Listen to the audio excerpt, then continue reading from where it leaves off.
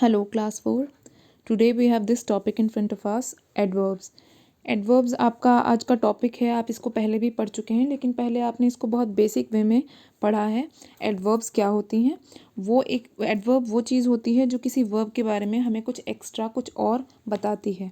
ठीक है, जो किसी वर्ब को और डिटेल या डिस्क्राइब करे, दैट इज़ कॉल्ड एडवर्ब। ठीक है, अब आप इस चैप्टर में पढ़ने वाले हैं क्लास 4 में कि एडवर्ब्स जो होती हैं वो कितने तरह की हो सकती हैं। How many types of adverbs do we learn?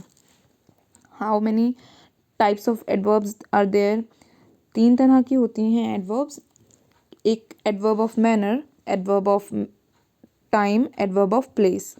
3 तरह की एडवर्ब्स हो गई। एडवर्ब ऑफ मैनर से हमें पता चलता है कि कोई काम जो हो रहा है वो कैसे हो रहा है, किस तरह हो रहा है। एडवर्ब ऑफ प्लेस से हमें पता चलता है कि कोई काम कहाँ कैसे हो रहा है। ठीक है, किस जगह, मतलब वो आपको प्लेस के बारे में बताएगा वो एडवर्ब। और एडवर्ब ऑफ टाइम ये बताएगा कि कोई काम कब हो रहा है। ठीक है, सिंपल सी चीज़ है। एडवर्ब ऑफ मैनर ने आपको बताया कोई काम कैसे हो रहा है, एडवर्ब ऑफ प्लेस ने आपको बताया कोई काम कहाँ हो रहा है, और एडवर्ब ऑफ टाइम ने आपको बताया कि कोई काम कब हो रहा है, कैसे, कहाँ और कब, manner, place and time. It's that clear to you all? अब मान लीजिए मैं कह रही हूँ कि लता बहुत मीठा गाती है। ठीक है, लता बहुत मीठा गाती है, तो मीठा जो एक वर्ड है वो डिस्क्राइब कर रहा है मैनर को, adverb of manner. Lata sings sweetly, तो स्वीटली जो है, the word sweetly is called adverb of manner. ठीक है, अब आपको बहुत सारे एडवर्ब्स दे देंगे अंडरलाइन करके, मान लीजिए किसी एक्सरसाइज में, और आपको कहेंगे कि इसके काइंड बताइए कि कौन से काइंड का है, whether it's from adverb of manner, whether it's from place और टाइम, कुछ भी पूछ सकते हैं वो। ठीक है, या फिर आपको कह देंगे कि इनमें कौन सा एडवर्ब है और वो किस काइंड का है, कुछ भी पूछ सकते हैं। तो सॉरी, इसी तरह आपकी जो एक्सरसाइज ए है बहुत सिंपल है, जो आप पहले कर चुके हैं। सब में एल वाई लगाना है, विच डिनोट्स एडवर्ब। ठीक है, आपको इसमें क्या करना है, एल वाई लगाना है सब में। Now coming up to the next exercise, we have this pick out and write adverbs of manner in these sentence, also circle the verb which they are added to। ठीक है, इसमें आपको simple सी चीज़ क्या करनी है, आपको सिर्फ एडवर्ब ऑफ मैनर को सर्कल करना है, एडवर्ब ऑफ मैनर को अलग लिखना है जैसे सामने। ठीक है, also circle the verbs which they are added to, उन वर्ब को भी सर्कल करिए जिनके साथ इनको जोड़ा गया है।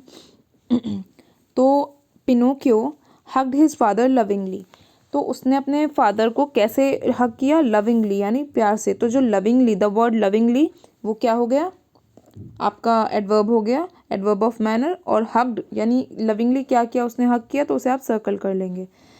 The next one we have is the dogs barked loudly, loudly is your adverb, adverb of manner, and इसमें वर्ब क्या है जिसको ये डिनोट कर रहे हैं, बार्क्ड। ठीक है, the furious man shouted angrily, angrily आपका एडवर्ब है, एडवर्ब ऑफ मैनर, और शाउटेड है आपकी वर्ब इसमें। Children ran quickly to save the child, quickly इसमें वर्ड है, और क्विकली क्या करा उसने, he ran quickly, so ran is the verb. Gwen began to yawn sleepily and it was past midnight, तो इसमें आप देख सकते हैं स्लीपीली जो है वो आपका एडवर्ब ऑफ मैनर है, और इसमें यॉन जो है वो आपका वर्ब है। और एक चीज़ और आप इसमें नोटिस कर सकते हैं, पास्ट मिडनाइट, ये आपका टाइम भी डिनोट कर रहा है, एडवर्ब ऑफ टाइम। यहाँ उसको मेंशन करने की ज़रूरत नहीं है क्योंकि यहाँ पूछा नहीं गया, लेकिन आप फिर भी इसको ध्यान रखें। He answered all the questions correctly, तो करेक्टली इसमें आपका एडवर्ब ऑफ मैनर है, और आंसर्ड जो है वो क्या है, आपकी वर्ब। इसी तरह बाकी के एक्सरसाइजेज जो इस एक्सरसाइज के बाकी सेंटेंसेस रह गए हैं 4, वो आपको खुद करने हैं। ठीक है, अब we have this another exercise, pair each verb with the most suitable adverb. ठीक है, इसमें यॉन्ड लिखा हुआ है, सबसे पहले स्माइल्ड है, स्टैगर्ड है, एक्सप्लेन्ड है, टायर्ड है। तो यॉन, कोई यॉन कैसे करता है, सोते हुए, तो यॉन को आप स्लीपली से मैच करेंगे, sleepily, smile happily, staggered drunkenly, explained clearly, tired tried hard. ठीक है, yawn sleepily, smiled happily, staggered drunkenly, explained clearly, tried hard. ठीक है, ये सिंपल सा वो है, आपको इनको अपने एडवर्ब से मैच करना था, इन सारी वर्ब्स को। नाउ अब आपको एडवर्ब ऑफ प्लेस के कुछ एग्जांपल्स दिए गए हैं आपको आपके सामने, और आपको इनमें फिल करना है। ठीक है, आपको ये बहुत सिंपल सी एक्सरसाइज है, आप ऊपर से देखकर भी इसको फिल कर सकते हैं। Otherwise you have some options given in the brackets right after the sentence, so you can choose it from there.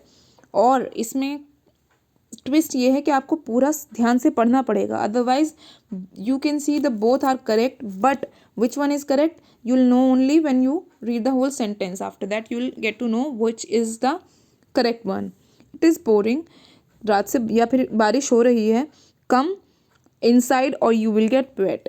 अगर आप अंदर आ जाओगे तो आप भीगोगे नहीं, अंदर आ जाओ वरना तुम भीग जाओगे। तो जाहिर सी बात है, जब it is pouring, when it's pouring it must be pouring outside the house, under the sky obviously. So तो आपको यहाँ पता चलता है कि वो अंदर आने के लिए कह रहा है, not outside. Next is we play dash games during the hot afternoons.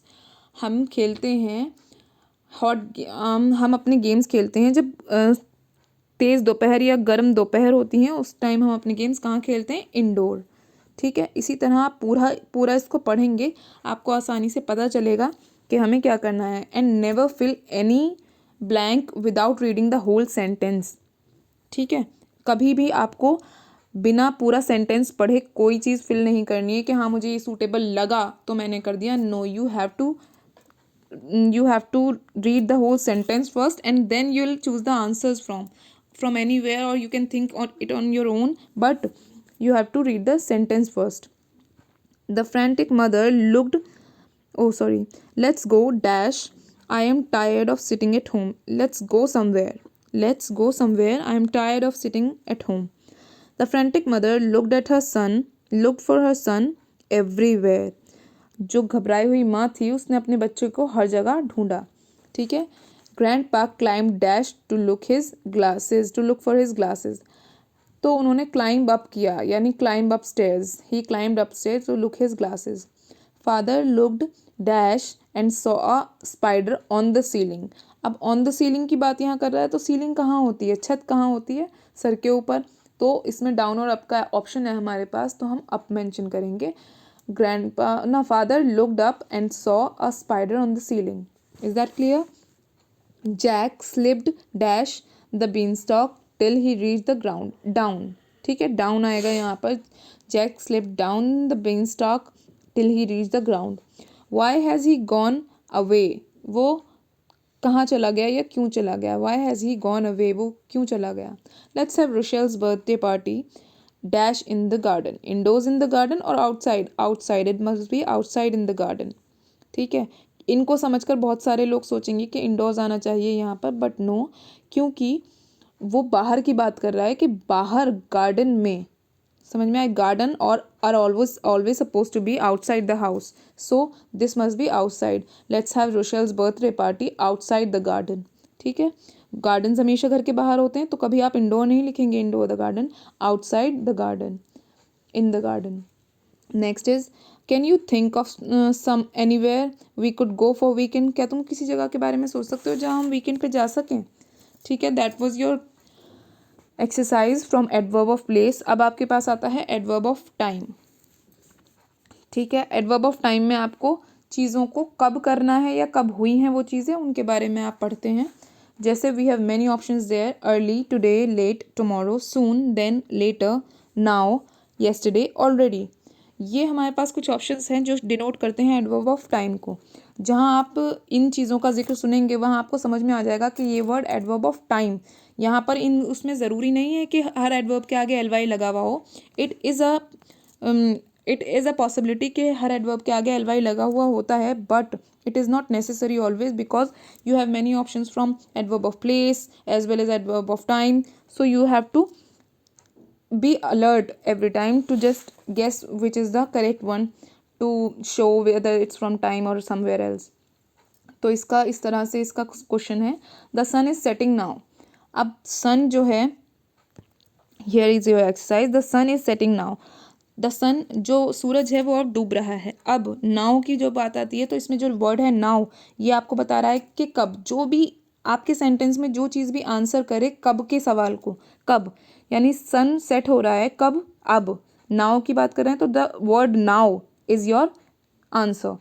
I will be there in the evening, मैं वहाँ आ जाऊँगा इवनिंग में। तो यहाँ कब आएगा वो, इवनिंग में, तो I will be there in the evening, मैं वहाँ इवनिंग में होऊंगा। We will let you know our reply soon, हम आपको अपना जवाब जल्द ही बताएंगे। तो सून कब बताएंगे, जल्द ही, जिसका मतलब होता है सून, तो सून को अंडरलाइन करेंगे आप, because this is your answer. ये चीज़ डिनोट कर रही है कि कब बताया जाएगा, सून।